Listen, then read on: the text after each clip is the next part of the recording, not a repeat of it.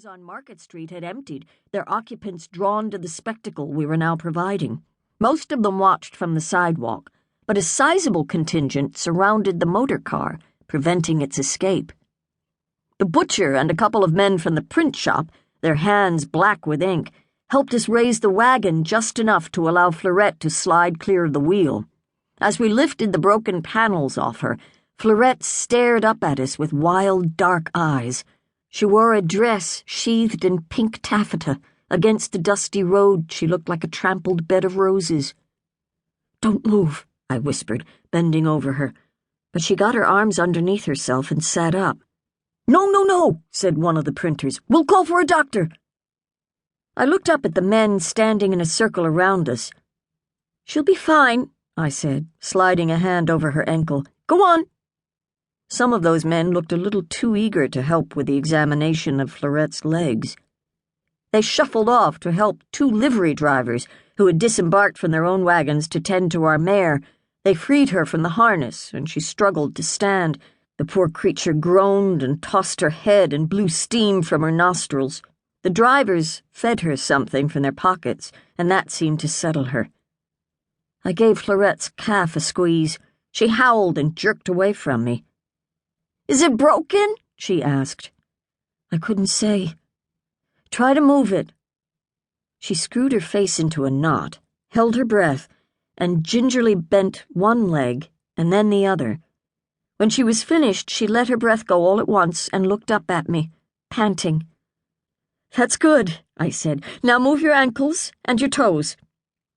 We both looked down at her feet. She was wearing the most ridiculous white calfskin boots with pink ribbons for laces. "Are they all right?" she asked. I put my hand on her back to steady her. "Just try to move them. First your ankle." "I meant the boots."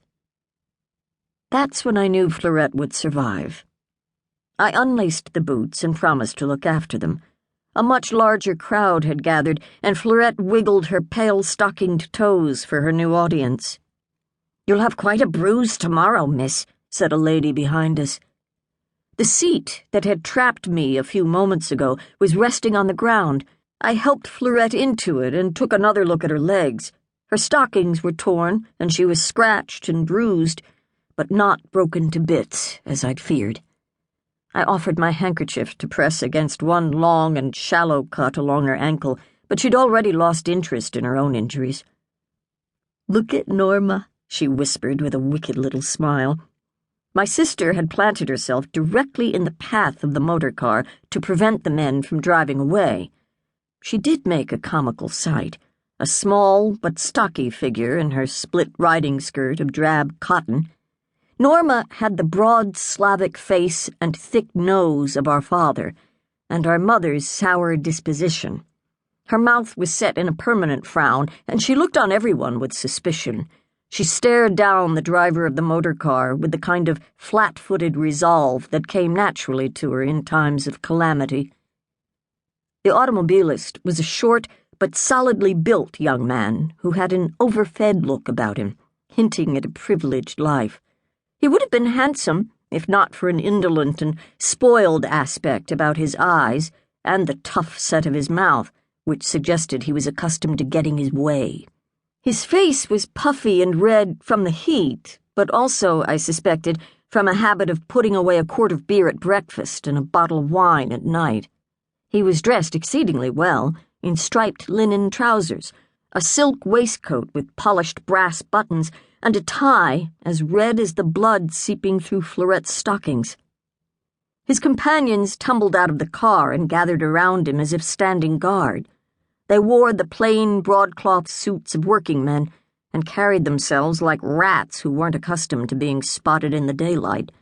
Each of them was unkempt and unshaven, and a few kept their hands in their pockets in a manner that suggested they might be reaching for their knives.